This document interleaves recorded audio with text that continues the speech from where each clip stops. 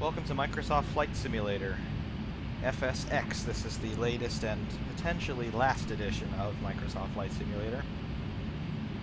As most of you are undoubtedly aware, yesterday we had the unfortunate circumstance of having an aircraft accident at San Francisco International Airport involving an Asiana Airlines 777 en route from South Korea to California. Apparently the aircraft had some sort of problem and crashed upon landing. Apparently the aircraft made contact with the ground short of the runway and started to break up as it skidded along the tarmac and eventually came to rest in the dirt alongside runway 28 left at San Francisco International Airport. Today I figure it may be appropriate to if not demonstrate what actually happened, to perhaps go through some of the ideas, at least that I have, in terms of what could have gone wrong on board that aircraft during its final approach and landing that unfortunately led to an accident which at this point has been confirmed to have led to 2 fatalities. So again, deepest condolences for those affected by this. However, I deem it to be somewhat of an intriguing intellectual exercise, at least, to go through a little bit and determine maybe what were some of those things that were going on in those final moments of that flight as it was coming in on final approach to land at San Francisco yesterday morning. Now, I don't profess to be a professional pilot.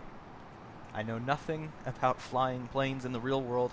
I don't even claim to be very good at Flight Simulator, so if there are professional pilots watching this, or even those who are really adept at Flight Simulator or things like it, I certainly welcome your comments and criticisms and corrections. I will undoubtedly be making ridiculous amounts of errors. I'm sure I've committed some already, just even sitting here doing nothing. So again, please be aware I do not profess to be a pilot or any professional in the aeronautical field in any way.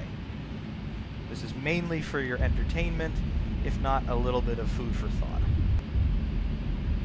So what I'm going to do here is I'm going to show you what could have been going on during the final moments of that Asiana Airlines flight as it was on approach to San Francisco.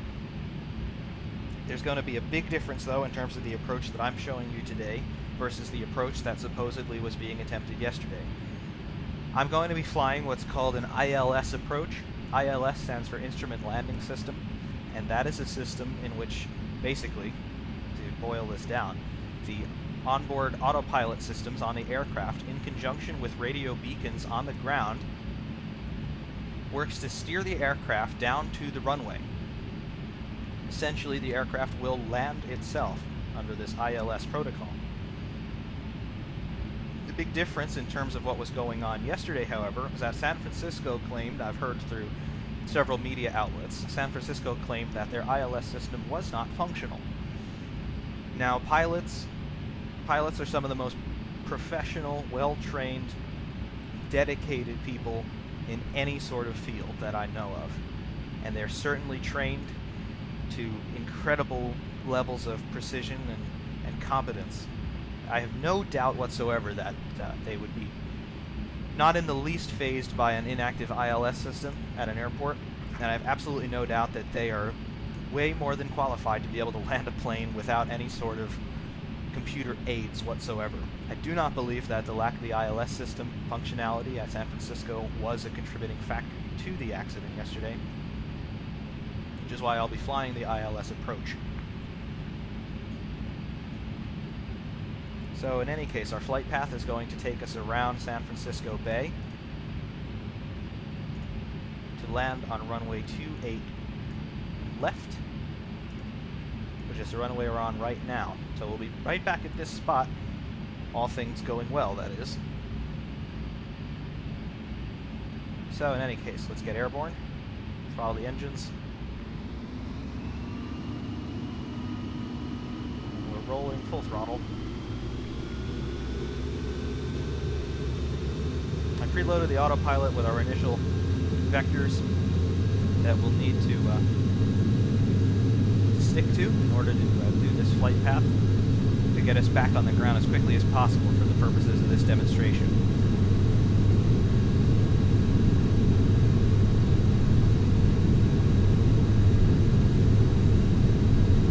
So we're at 150 knots. I'm starting to pull back on the stick.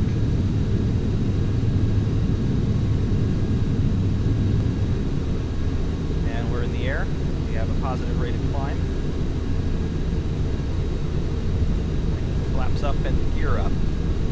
Throttle and the engine's back already. Engaging the autopilot.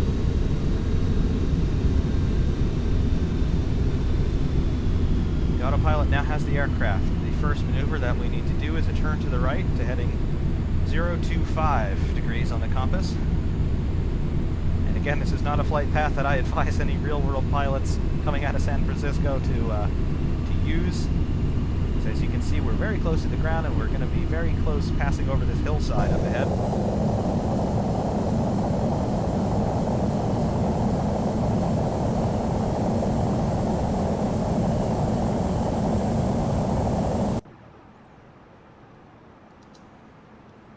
Again, I do not profess to be a professional pilot. However, we've more than cleared the hillside. Much to my relief, quite honestly. However, it's not the point here.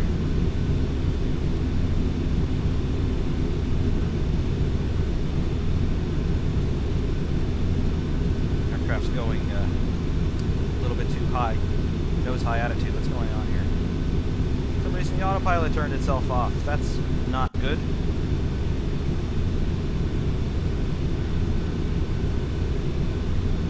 Well, there's the first operational error I've made. The autopilot turned itself off and I wasn't aware. Yes, do not try this in the real world.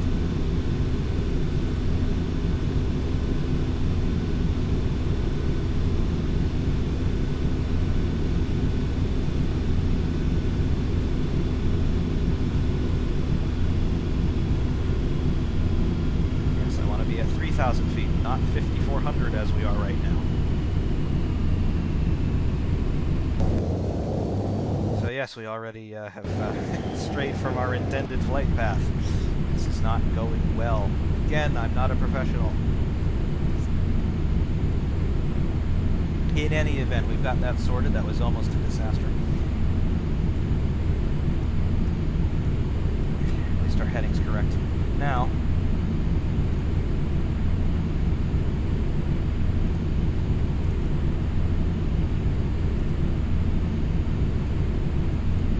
the next thing to do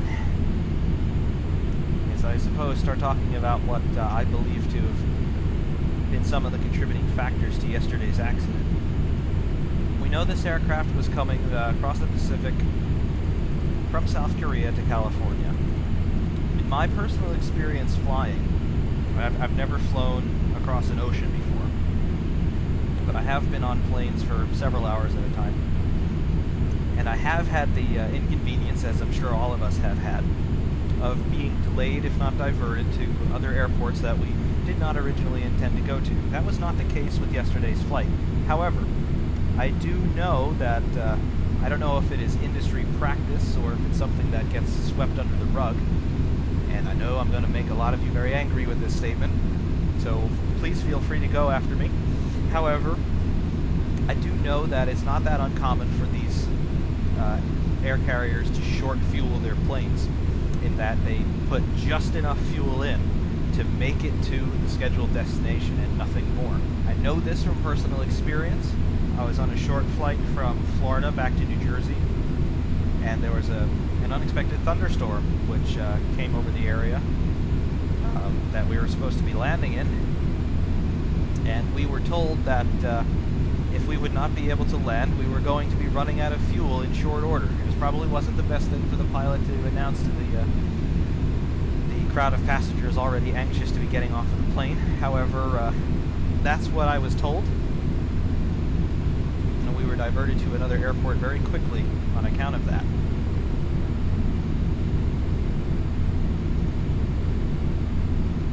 So on a long flight coming across the Pacific, over 12 hours, I would assume, as this aircraft is on final approach into San Francisco, is it altogether plausible to say that on final approach this Boeing 777 didn't run out of gas? Just saying, because we know that it landed well short of the runway. And when I say landed, I mean impacted the ground. And when I say impacted the ground, I'm saying it's quite lucky it didn't go into the ocean. However, is that so far-fetched a possibility? I mean, I've heard ill-informed media outlets talking about meteorological phenomena such as microbursts and things like that. You need thunderstorms in the area for a microburst to happen. There were no thunderstorms in the area of San Francisco yesterday morning.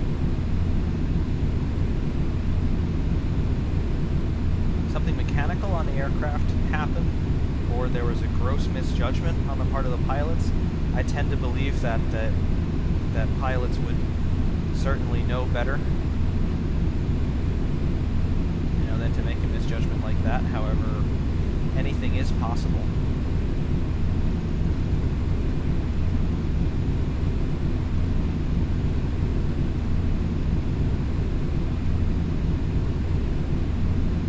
I should also point out, I don't know if I pointed this out at the beginning, however it's very important that I point this out, is that the aircraft we are using is a Boeing 737-800. The aircraft involved in the accident yesterday was a Boeing 777, a 777ER, which is a larger and heavier aircraft than the 737 we're using. However, Flight Simulator does not have a 777 stock, and I've yet to find an add-on that I like sufficiently, so we're using the 737. Similar enough in that it's a twin-engine commercial jet, and the flight characteristics are similar, although the 737 is smaller and lighter. So we're going to tell San Francisco of our intention to land. San Francisco Tower, Boeing, November 737 Zulu is 14 miles east with X-ray to land. Boeing, November 737 Zulu, San Francisco Tower. Okay, bringing us into 28 right, we're going to request 28 left from the controller. 2992. San Francisco Tower, Boeing 37 Zulu would prefer runway 28 left. Boeing November 737 and they're going to give it to us. San Francisco Tower, fly straight in, runway 28 left, altimeter 2992. At this point, I'm configuring the ILS. Make straight in, runway 28 left, Boeing 37 Zulu. I believe the nominal intersect altitude on the glide slope is 2,200 feet.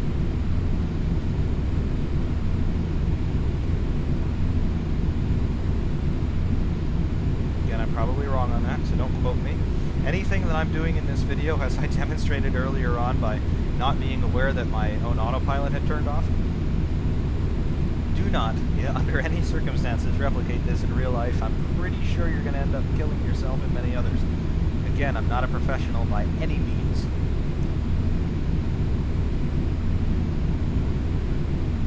In any case, you see the green things emanating from where San Francisco International Airport is. Those are called ILS feathers. We're getting our landing clearance. But what those ILS feathers are, those are the tracks that the beacons use, the navigational beacons on the runway, use to align aircraft with the appropriate runways. The aircraft is starting to turn.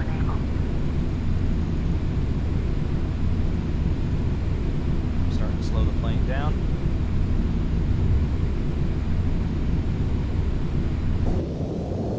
You can see the aircraft is turning all on its own to line itself up with runway 28 left at San Francisco.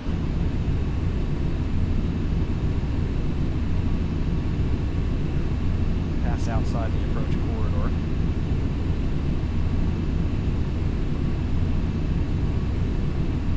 Orbit 1236, turn next taxiway. At this point we have this light on the left side of the cockpit illuminated saying below GS, that means we're below the glide slope. Orbit 1236, contact ground on 121.8. However, we will be intersecting the glide slope momentarily. 121.8, orbit 1236. So at this point on the left side of the windshield, you can see San Francisco Airport. The aircraft is lining itself up with the runway. Again, a real-world approach, we would have been approaching this from much farther out, so we wouldn't have this oscillation in the heading as we're approaching the runway.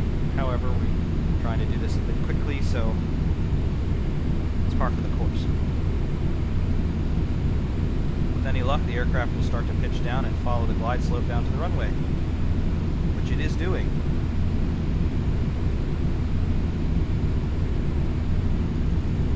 Not entirely sure of the landing speeds on this plane, so I'm just going to eyeball it as best I can, countering it with the flaps and throttle.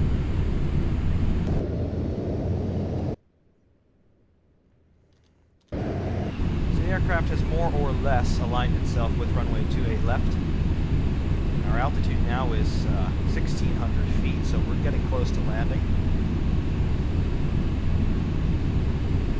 At this point, I'm taking the throttle controls back from the autopilot. And I'm dropping the flaps down to 5 degrees and lowering the landing gear.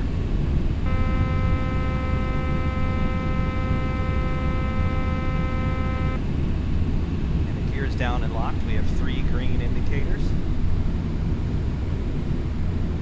I'm now feathering the throttle just to make sure we don't slow down too much. Again, we don't want to be short of the runway like the aircraft yesterday unfortunately was.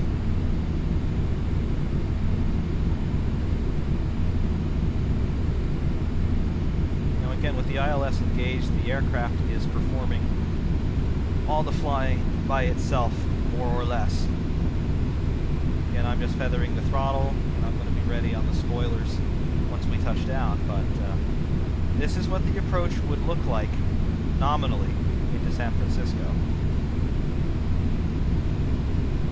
At this point, whatever happened to this aircraft yesterday, whether it lost power, whether it did encounter some unexpected gust of wind, whatever, at this point it fell well short of the runway and barely cleared the perimeter rock wall around the airport.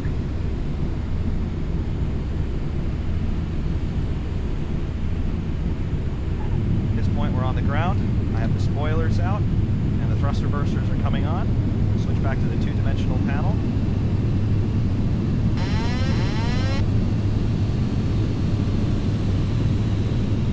Autopilot off, and we have the thrust reversers slowing us down through 100 knots.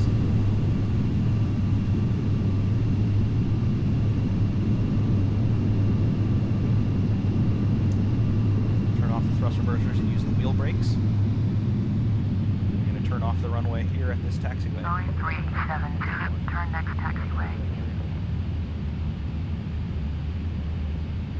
And we'll come to a stop here. 9372, contact ground on 121.8.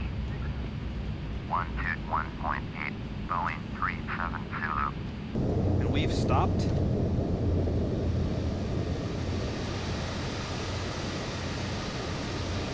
Again, what happened to the Asiana Flight yesterday. Not represented here, obviously, but that's what the normal approach into San Francisco more or less looks like. Hopefully gave you some food for thought. At very least, it's a change of pace from what I've normally been putting up on my channel. And again, in any way, this is not meant to belittle what happened, and nor is this meant to in any way explain the incident, nor is it meant to serve as any sort of reference for anything that should be applied in the real world of flying. Travel 90268 is 8 miles southeast. So again, thank you for watching, and I hope I can start up some interesting discussion, and hopefully we'll gain more information as the NTSB continues their investigation, and hopefully we won't have situations like the one that occurred yesterday happening again anytime soon. Right. World Travel 90268.